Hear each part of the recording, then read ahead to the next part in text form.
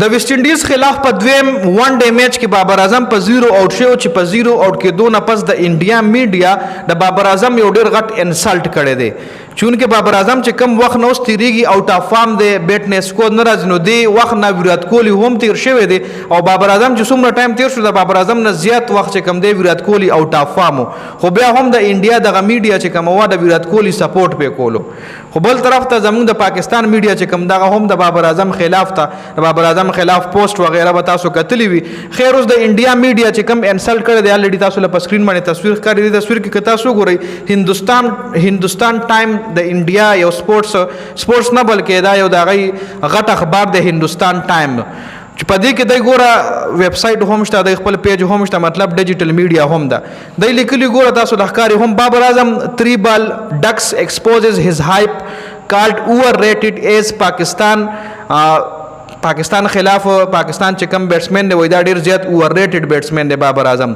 دا ویسټ انډیز خلاف په 3 بالو پټک باندې په 0 باندې اوټ شو نو دا د ویسټ انډیز د پاکستان چې کم ډیر اوور ریټډ کھلاړي بابر اعظم دی یو قسم له چوي دا تاسو ایکسترا اوور هایپ دل ور کړی دی او ډیر تاسو اوور ریټ کړی دی دا وای سرته نیپال نه نو نیپال نو پارټي مطلب نیپال خلاف بابر اعظم چې کم دی سکور کړو لاست سنچري د بابر اعظم د نیپال خلاف ته په 2023 ایشیا کپ کې نو نیپال نو پارټي دا د بابر اعظم یو غټ انسلټ کړي خو چون کې د انډیا میډیا لخوا پته ده چې ویرات کوهلی تقریبا 83 اننګز چې کوم هغه بغیر د سنچري نه تیر شیو 83 اننګز هغه سنچري نه وکړي 1000 نه زیات ورځې پس هغه بیا اخر د افغانستان خلاف سنچري وکړي چې په هغه میچ کې هم 2-3 کیچونه د افغانستان فیلډرانو ډراپ شو نو بیا بابر اعظم چرته سنچري وکړه یو رن اوټ ډیر ایزی رن اوټ د بابر اعظم د ویرات کوهلی مس شو د افغانستان خلاف نو 2-3 کیچونه ډراپ شو رن اوټ مس شو نو بیا هغه سنچري وکړه 83 اننګز پس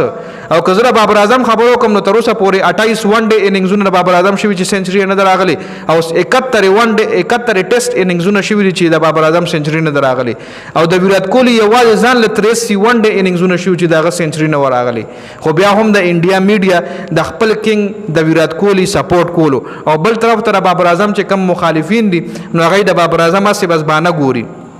ها